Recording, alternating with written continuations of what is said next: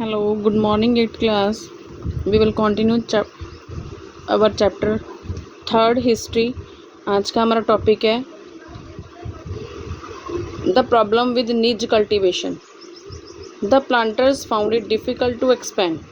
जो बागान मालिक थे उनके लिए मुश्किल था एक्सपेंड कर पाना, बढ़ा पाना द एरिया, क्षेत्र को अंडर द निज कल्टीवेशन, निज कल्टीवेशन के अधीन. Indigo could be cultivated only on fertile land. जो नील की खेती थी वो सिर्फ जो है उपजाऊ ज़मीन पे ही हो सकती थी. And these were already densely populated. और ये जो एरिया था ये ऑलरेडी पहले से ही बहुत ही घना जो घनी आबादी वाला एरिया था, पॉपुलेटेड था. ओनली स्मॉल प्लॉट्स, सिर्फ छोटे छोटे से जो प्लॉट्स थे स्कैटर्ड, बिखरे हुए थे over the landscape could be acquired. यहाँ पे जो फिर यही हो सकता था कि यहाँ पे हमें जो छोटे छोटे ज़मीन के टुकड़े ही मिल सकते थे क्योंकि ज़्यादा एरिया तो पहले से ही कवर था. The planters needed large area. तो जो प्लांटर बागान मालिक थे उनको ज़रूरत थी बहुत ज़्यादा एरिया की, क्षेत्र की, in compact blocks to cultivate indigo in the plantation. जो ये प्लांटर थे, बागान मालिक थे, इनको बहुत ज़्यादा जो एरिया चाहिए था नील की खेती करने के लिए, नील की बागवानी करने के लिए. Where could they get such land from. तो फिर ये ज़मीन आती कहाँ से? They attempt to lease in the land around the indigo factories.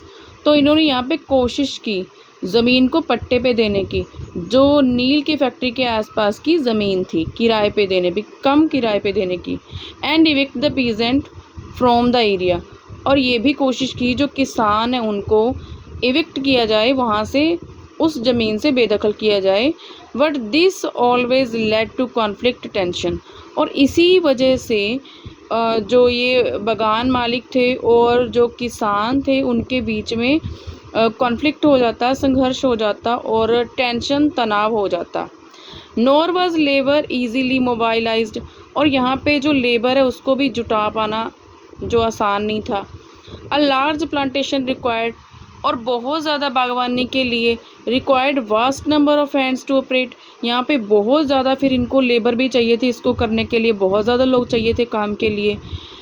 And labour was needed preciously at a time when peasant were usually busy with their rice cultivation.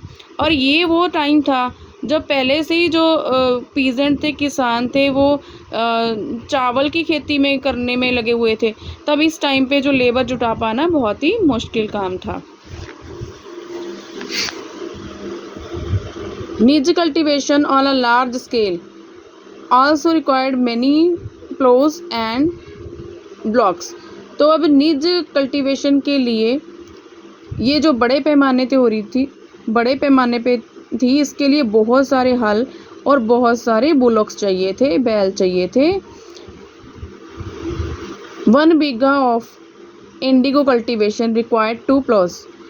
तो अब यहाँ पे अगर 1 बीघे पे जो नील की खेती होनी है तो वहाँ पे 2 हल चाहिए थे.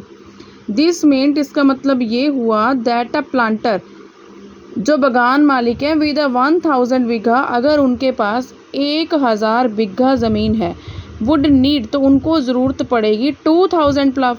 तो उनको 2000 जो प्लो हैं, हल हैं, उनकी ज़रूरत पड़ेगी. इन्वेस्टिंग ऑन परचेज, उनको निवेश करना पड़ेगा इसको ख़रीदने के लिए, परचेज़ करने के लिए. And maintenance of the ploughs was a big problem. तो इसको जो मेंटेन करके रखना उनके लिए एक बड़ी प्रॉब्लम थी. Nor could supplies be easily got from the peasant and since their ploughs and bullocks were busy on the rice field. अब ये वो टाइम था जब यहाँ पे हल और बैल दोनों ही बिजी हैं जो धान के खेत में. And again exactly at the time that Indigo planter needed them. तो फिर एग्जैक्टली उसी टाइम पे अब इनको इधर भी जो बैल और हल दोनों चाहिए थे. अब यहाँ पे आप सोच रहे होंगे कि ये बीघा क्या है. यहाँ पे दिया हुआ है बीघा, अ यूनिट ऑफ मेजरमेंट. ये एक जो माप करने की इकाई है ऑफ लैंड, ज़मीन को मापने की इकाई है। जैसे कि हम कपड़ा जो है मापते हैं मीटर में, सेंटीमीटर में, ठीक है, ऐसे। एंड बिफोर ब्रिटिश रूल, अंग्रेज़ों के शासन से पहले, the size of this area varied in Bengal and British standardise to it about 1/3 of an acre. ये 1 एकड़ का तीसरा हिस्सा होता है। इसे जो ब्रिटिश थे उन्होंने स्टैंडर्डाइज किया। Till the late 19th century, 19वीं सदी के बाद वाले टाइम तक, अंत तक, planters were therefore reluctant to expand the area underneath cultivation. अब क्या था, जो प्लांटर्स थे उनकी इच्छा नहीं थी कि वो जो है इसको बढ़ाएं, निज कल्टीवेशन के एरियाज को बढ़ाएं। And less than 25% of land producing Indigo was under this system. अब जो 25% जो ज़मीन थी वो नील की खेती के अंडर आ गई थी, इस सिस्टम के अंदर आ गई थी। The rest was under the alternative mode of the cultivation, the raiyati system. और जो बाकी थी वो भी इसी के अंडर ही आनी थी। Indigo on the land of raiyats under the raiyati system. ये जो रैयती सिस्टम था, द प्लांटर फोर्स, जो प्लांटर थे वो मजबूर करते थे रैयत्स को टू साइन अ कॉन्ट्रैक्ट, कि वो उनके साथ एक कॉन्ट्रैक्ट है साइन करें, एन एग्रीमेंट करें। At a time they pressurise the village headman, तो इसके लिए वो दबाव डालते गांव के मुखिया पे, टू साइन द कॉन्ट्रैक्ट, कि वो साइन करे contract on the behalf of the raiyats, raiyat जो थे उनकी तरफ से। Those who sign the contract, जो भी ये कॉन्ट्रैक्ट साइन करते, गॉट कैश एडवांस, तो उनको जो कैश है, नकदी है, वो एडवांस के रूप में दे दी जाती फ्रॉम द प्लांटर्स, जो प्लांटर्स थे उनकी तरफ से। एट अ लो रेट, बहुत ही कम इंटरेस्ट पे, बहुत ही कम ब्याज पे, टू प्रोड्यूस इंडिगो, नील की खेती करने के लिए। But the loan committed the raiyat to cultivating indigo on least 25% of the area under his holding, and the planter provided the seed and the drill, and while the cultivator prepared the soil, sowed the seeds and looked after the crop। अब यहाँ पे कहने की बात ये आ गई है कि इस तरीके से जो रैयतवाड़ी सिस्टम था, उसमें जो रैयत थे उनको जो कंपेल किया जाता था, मजबूर किया जाता था कि वो नील की खेती करें।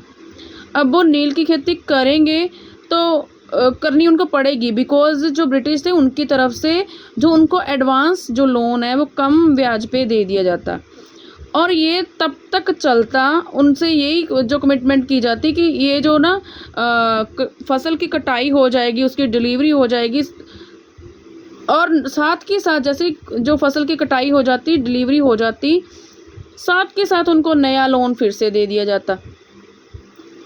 और फिर ऐसे जो है वो हर बार इसके चक्कर में फंसते जाते, लोन के चक्कर में, कर्जे के चक्कर में। और जो ये इंडिगो कम से कम 25% जो ज़मीन का एरिया उस पे हो रही थी। द प्लांटर प्रोवाइड, जो प्लांटर थे उनको लोन दिया जाता, उनको सीड्स दिए जाते, ड्रिल दी जाती, and while the cultivator prepared the soil. अब जो कल्टीवेटर थे वो मिट्टी को प्रिपेयर कर लेते, तैयार कर लेते, सोड and the seeds and looked after the crop, वो इसकी बुआई करते, खेत को, जो ज़मीन को प्रिपेयर करते, बिजाई करते, बुआई करते, तो फिर उसके बाद वो उसकी देखभाल भी करते।